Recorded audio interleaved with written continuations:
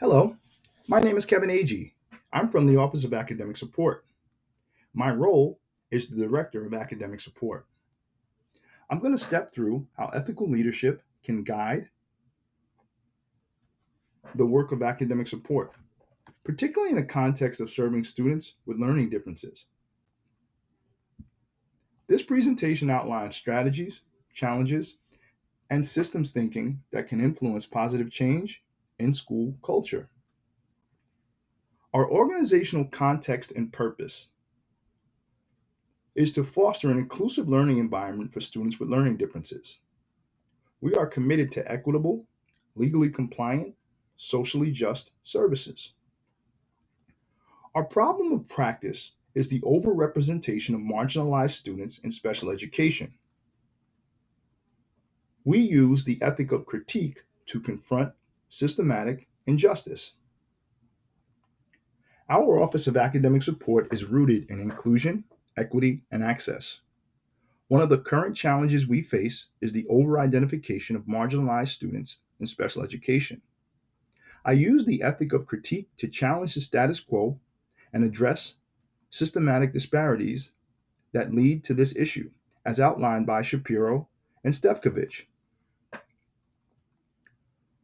My personal ethical leadership is rooted in cultural responsiveness, equity for all students, and advocacy for diverse learners.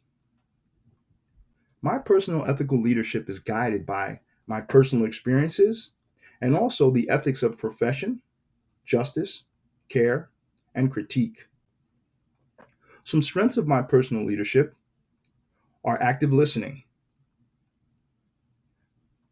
encouraging self advocacy for families, and also community building. My leadership is shaped by personal experiences and a strong commitment to equity. I employ the ethics of profession and justice to advocate for students beyond legal compliance.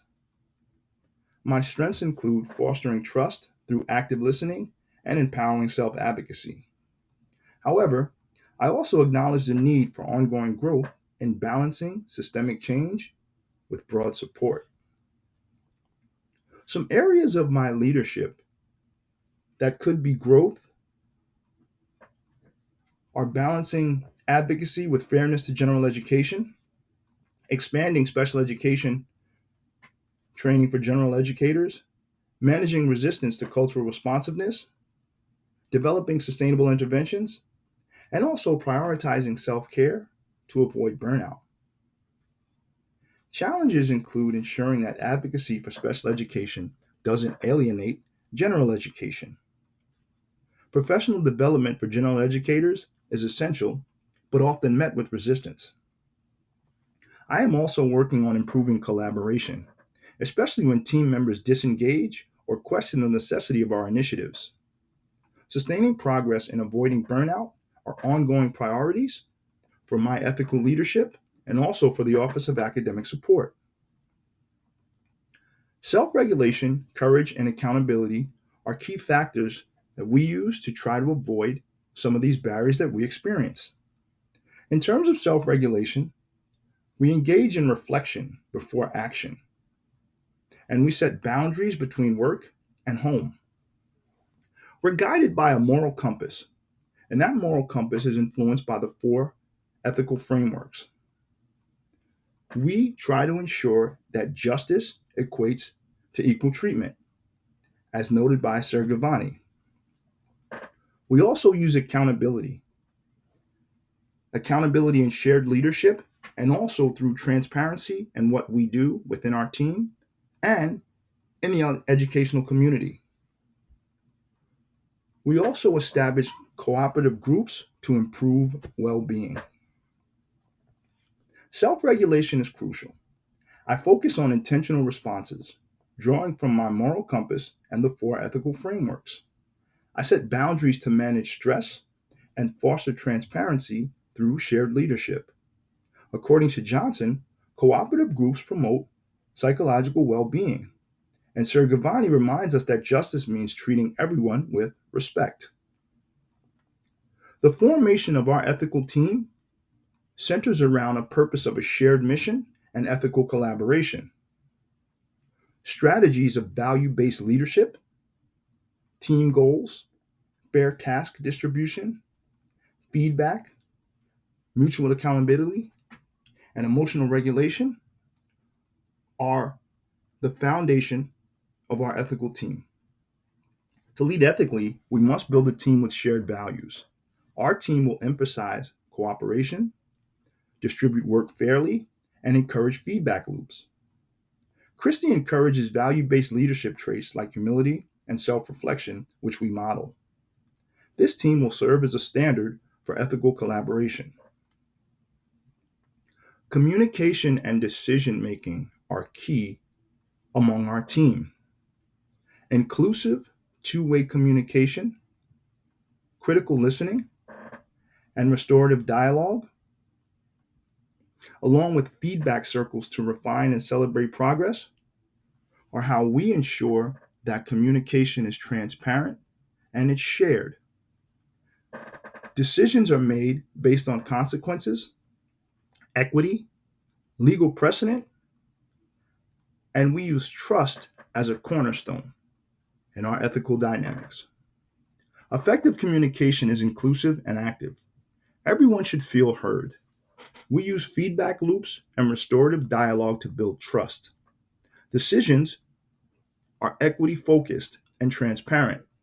As Johnson notes, this transparency is essential for strong group dynamics. In transforming our ethical culture, we use structural strategies of ethics led leadership, cross departmental inclusion, and shared vision and strategic focus. Some cultural strategies that help us transform our ethical culture are celebrating ethical behavior by all stakeholders in the environment and affirming trust, equity, and diversity.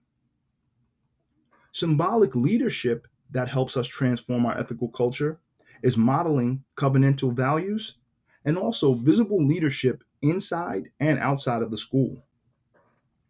Changing culture requires structural, cultural, and symbolic leadership. Leaders must model ethical behavior and include diverse voices. Praising ethical conduct and creating a focused school mission reinforces our values. Sergavani supports this through the idea of covenantal communities built on moral purpose.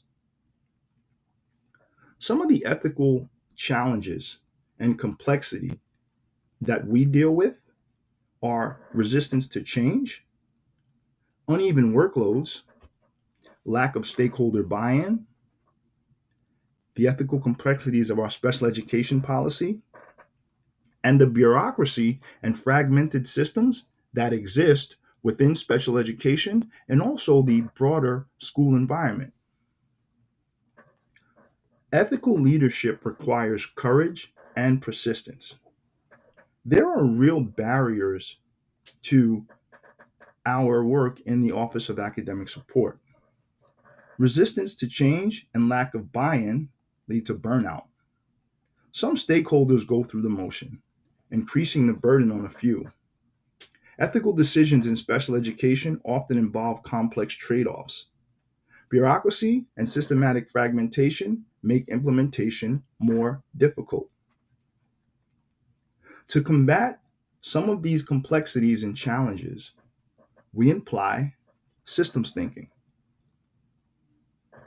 Systems thinking allows us to align our culture and structures with ethical goals.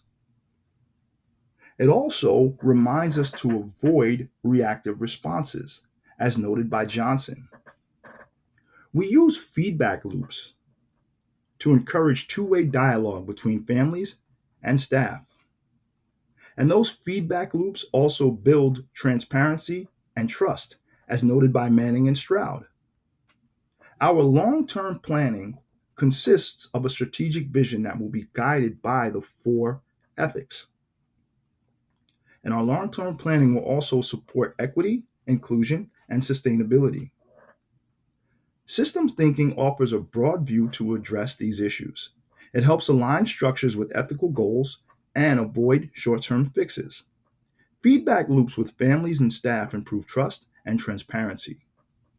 Strategic long term planning based on all four ethics ensures sustainable and inclusive progress. Ethical leadership is active, courageous, and student centered. Systems thinking supports sustainable, just change. Our long term goals include diverse leadership pipelines, inclusive policies, and equitable outcomes for all students, as noted by Sir Gavani. Ethical leadership is a continuous journey. By applying systems thinking and nurturing diverse leadership, we can create environments where all students thrive. My commitment is to lead with integrity, foster trust, and drive meaningful, lasting change. Thank you for your time.